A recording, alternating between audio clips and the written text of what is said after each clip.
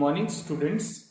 Today we are going to discuss on the topic electric field strength due to a sheet of charge. In yesterday lecture we have discussed about the electric field strength due to a uniformly charged circular ring या loop on its axis.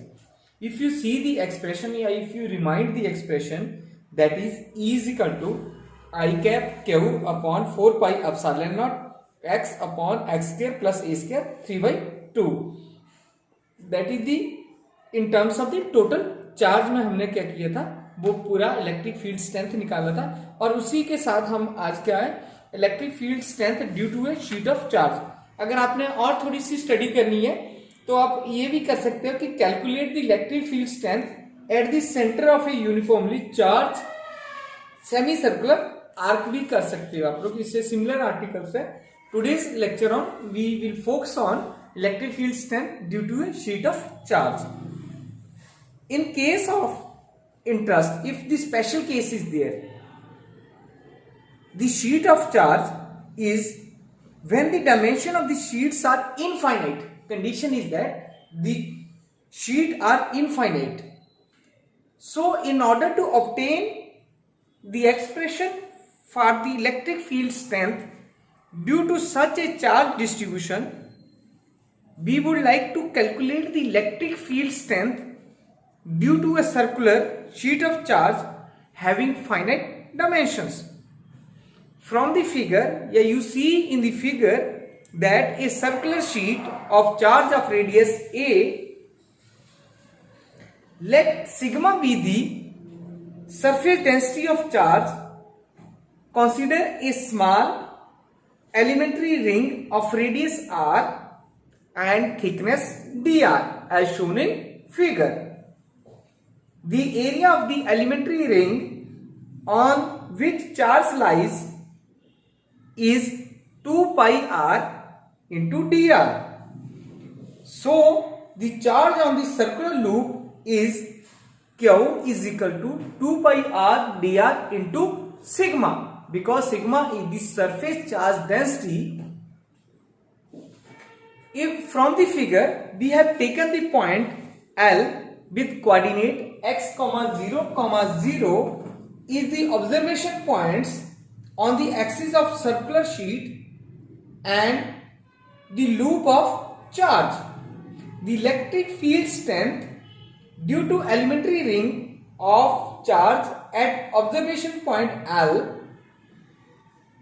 it means that A is equal to R, या A is nothing but it is the radius of the sheet. ये note कर लो आप लोग, A क्या है मेरे पास radius of the sheet है, ठीक है. R जो था वो स्मॉल क्या था, रेडियस ऑफ एलिमेंट्री जो रिंग है हमारे पास वो है. इन दोनों में बहुत डिफरेंस है.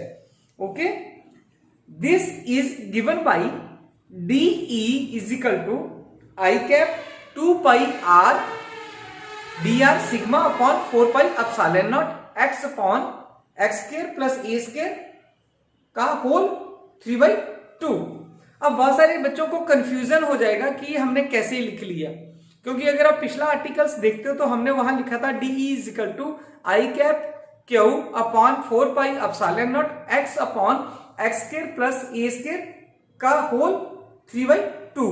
सिर्फ यहां हमने क्यू की वैल्यू पुट की है जो चार्ज ऑन सर्कुलर रिंग था. Next, the net electric field strength due to a sheet of charge is given by E is equal to I cap या iota cap 2 pi x sigma upon 4 pi epsilon naught integration with in the limit 0 to a r dr upon x square plus r square का 3/2. देखो वहां पे a था, यहां मैंने a is equal to r के बराबर लिया क्योंकि हमने पहले ही डिफाइन कर दिया कि a is the radius of the sheet and r is the radius of the circular ring के बराबर होता है. Here to obtain these integrations we put x square plus r square is equal to t. तो then 2r dr is equal to dt के बराबर मैं लिख सकता हूं इसको, राइट. तो then integration r dr upon x square plus r square 3/2 is equal to integration t raise to की power -3/2 into 1/2 into d t. अब इसको मैं सिंप्लीफाई कर लेता हूं तो हमारे पास क्या आ जाता है, -t -1/2 इंटीग्रेशन का फॉर्मूला लगा दिया मैंने यहां, इज इक्वल टू टी किसके बराबर है, X square plus R square, उसकी वैल्यू मैंने पुट कर दी, तो 1/x square plus R square का होल 1/2 के बराबर आ गया। तो then E is equal to I cap 2 pi X sigma upon 4 pi epsilon not into, या ब्रैकेट्स में भी रख सकते हैं इसको, -1/x square plus R square का 1/2। लिमिट्स क्या थी मेरे पास, 0 to a। अब मैं उस लिमिट को पुट कर लूंगा, then we get the results I cap 2 pi X sigma upon 4 pi epsilon not. अभी उसमें मैंने सिर्फ लिमिट्स को पुट कर रहा हूं, अगर मैं एक्स स्क्र प्लस आर की जगह 0 पुट कर दूंगा तो 0 आ जाएगा। उसके बाद हमारे पास क्या आ जाता, माइनस, क्योंकि हमारे पास upper limits minus lower limits हमने कर लिया, तो -1/x square plus A square का 1/2।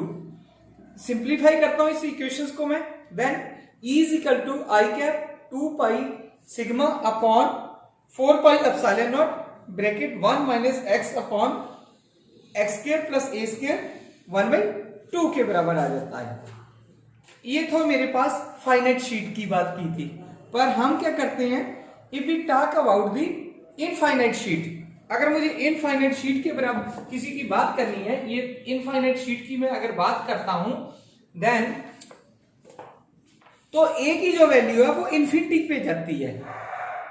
It means that x upon X square plus A square का 1/2 नियरली इक्वल टू 0 हो जाती है मेरे पास, और इक्वेशन क्या रिड्यूस हो जाएगी, E is equal to I cap sigma upon 2 epsilon not. So this expression shows the electric field intensity due to an infinite sheet of charge is everywhere perpendicular to the sheet and has the same magnitude. If in case of the discontinuity, if we go across the infinite charge sheet from one side to the other side, the electric field intensity changes from I sigma upon 2 epsilon to minus I sigma upon 2 epsilon. So this is the, या there is a discontinuity in the electric field across the sheet, क्योंकि वो very कहां कर रही है, I cap sigma upon 2 epsilon से लेके minus I cap sigma upon 2 epsilon not के, क्योंकि हमने शुरू में डिफाइन कर दिया कि सिग्मा जो है मेरे पास सरफेस चार्ज डेंसिटी था।